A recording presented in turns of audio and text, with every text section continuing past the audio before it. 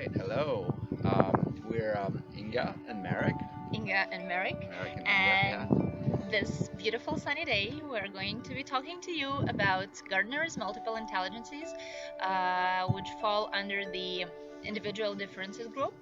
Yeah, it's a very exciting theory, and we chose this theory as our topic because we actually believe in it. We support Gardner's ideas. We think that this theory can help empower students and help them learn better. And we also just want to say quickly that we will try to be faithful to Gardner's ideas because there are a lot of ideas floating around about this theory online, and not all of them are accurate. So we will always be going back to the source.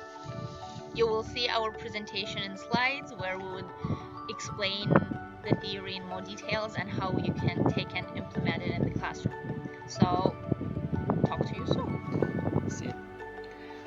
So, Merrick, what are the MI? What is the MI theory? Yes. Okay, well, traditionally, intelligence is a single intelligence measured by the IQ test, and so it's like a one general purpose computer. Mhm. With MI, it's the idea that Gardner had that he conceives of intelligence as a set of relatively autonomous intelligences, like a set of discrete computers. Oh, so it's like they're implanted in your head and working at the same time. Yeah, but they're kind of autonomous from each other. Yeah. Okay. Um, yeah. Have you ever taken a MI test? Yeah, I took one of those like online tests, and you can see here in the slide, it's my profile's there. You see kinesthetics very high, musicals very low.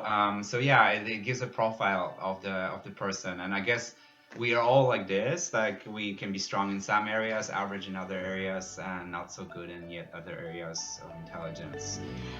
Would you agree? Did you take a test like that? Yes, I did. I actually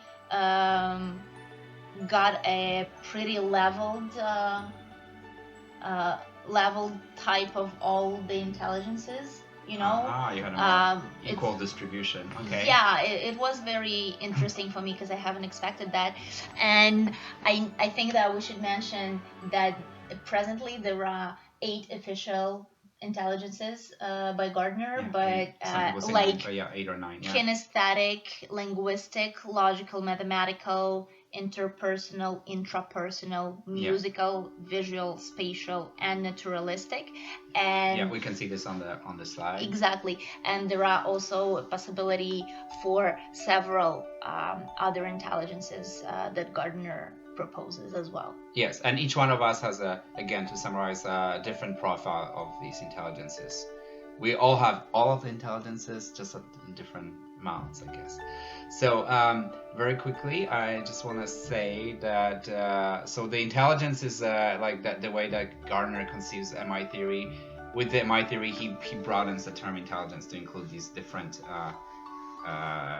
psychological constructs, and I yes. think that this is why the educational system embraced his theory very readily, as you know, in traditional schooling and testing system, mathematical and linguistic abilities are Take a emphasized. priority, yeah. Yes, and all other types of intelligences become disregarded, which is a bit unfair to the students who have strong abilities in other types of intelligences, and by implementing multiple intelligences in the classroom, you give equal opportunities to all of your students. Yes, to learn and to share their Yes. knowledge as well. So, and you do it in two ways. One is by exposing students to new concepts and skills in multiple ways, like and that's one way, and the other way is allowing students to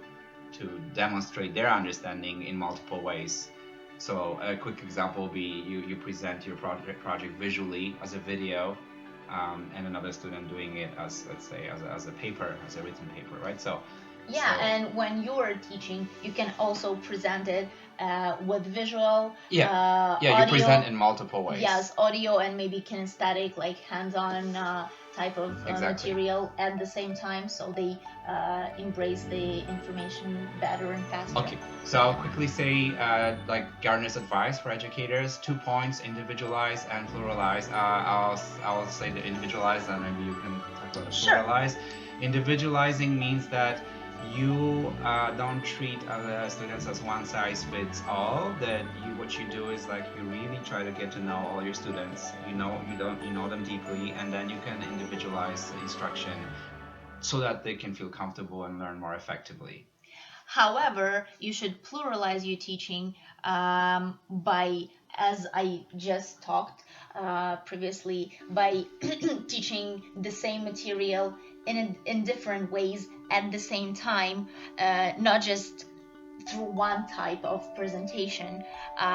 Right, so you have like And the stories, works of art, diagrams, role plays, yes, field trips, everything. yeah, you can have like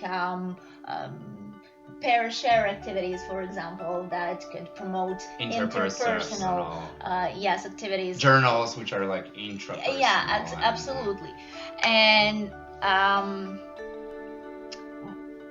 by presenting materials in different ways, as I already said, you broaden your students' abilities to succeed in your classroom. Okay, and I'll just quickly mention a few misconceptions and malpractices that happen around MI.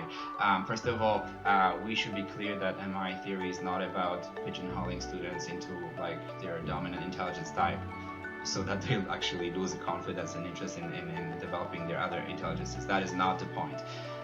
The second point is that intelligence is not a learning style. This is something that Gardner points out several times in recent times. So it is not a learning style. It is. Is it just the ability of a student to perceive information, basically? Yeah, so they have those multiple computers, so it's like their computational power for the specific intelligence. Yeah, but it doesn't. At the same time, it doesn't matter that a student cannot succeed in a type of intelligence that they are weaker at, right? Yeah, we're working on all their intelligence. Sure.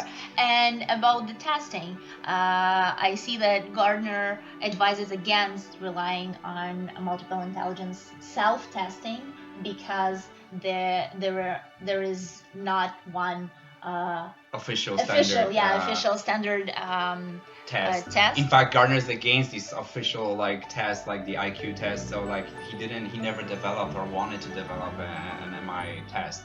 He says that like it's best to test like your intelligences or someone else's by inaction, like by doing tasks. A parent or a teacher can observe and see how the student's performing or the child is performing, and from that, like they will get a better sense. In a real life situation, you'll get a sense of how well someone is doing with a specific intelligence. That's a great way to test things. All right, so we're gonna talk about theory in action now. The first thing we want to talk about is Explorama. It's a really nice example of real life in my assessment in a rich and fun context. I guess mainly for children, but so basically it's a very cool park. It's an intelligence park in Denmark, and they have 50 activities there, and they're divided into like according to by different intelligences, and so for each intelligence area there are 4 or 5 activities, and this park is designed to like basically amaze us at how different everyone's talents are, while also stressing that that we can all get better at each activity. So you can see some examples of activities they have there, like the mirror neurons, calm hand, laser track, and mind ball. And you can see there these are really fun interactive activities for kids, and so this is how we would want people to try out their strengths and with the different intelligences. So this is the way you were talking about when mentioning that testing should not be like on paper. Exactly. Right? That this is how we would want to like assess intelligences. But including multiple intelligences in your classroom can be also very easy and fun. And Yes, tell us how, Inga. I can tell you about an activity that was prepared for preschool children, but it can be modified for any level basically. Okay. So the activity is called circles, and it is an example of how you can pluralize your teaching. So very quickly, I can tell you that the students were supposed to learn about shapes, and the way they learn about it is not just by looking at the blackboard, looking at those circles, but they can make group circles by joining hands and practicing their interpersonal and kinesthetic intelligence. They can make circles by actually using their bodies.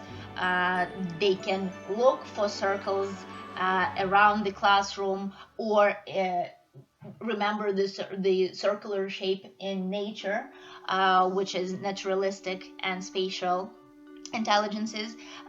They can make circles in an art project where they can like draw or actually Right. create. So be visual, somehow, spatial yes. again, and also kinesthetic because there's tactile Absolutely. element there. And they can sing and make up stories about circles, which will train their linguistic and mathematical abilities as well. Sounds like a fun class for the little ones. Yeah. Okay, and then the last thing we'll talk about is individualizing. An example, a case study of individualizing. Like we said, there is pluralizing and individualizing. So the case of John. So this is actually from our textbook, from one of our textbooks. The author mentioned a case that actually happened to him. It was about a boy in grade 5, and this boy was basically was unable to read, write, compute, or make any progress in the academic. Yes. And he was made fun of by his classmates, called a dummy and all that. So he was kind of like alienated and stuff. And so what happened is like the author, like, he found out that the boy has this special secret talent for biking and repairing bikes, and we can call him the bike wizard. And so once that the teacher found out about this, he started tapping into this strength of the student. And as the author says, like, this is a living example of Gardner's MI, because what finally happens is the child turns around, he actually dictates a book to the teacher, who then teaches the boy John how to read the book. And it means that John is very, very intelligent, because to actually create a book about the bikes, you need to be knowledgeable with the terminology and just different the skills, parts understanding, skills, really yeah. deep understanding of that. Absolutely. So that exactly proves that with the traditional education, these talented kids are actually fall through the cracks because their talents are not addressed, right? So it is another example that shows us that multiple intelligences are important, and addressing them is very important, in your classroom. Exactly. And here are some websites if you'd like to see more. I chose the websites which come directly from Gardner. So MI Oasis is an MI website that is developed by Gardner himself. You can see the park I was talking about, Explorama, here, and you can see a school in the US which follows which is based on an MI curriculum. So you can check out these links. Thank you very much. Thank you. See you soon.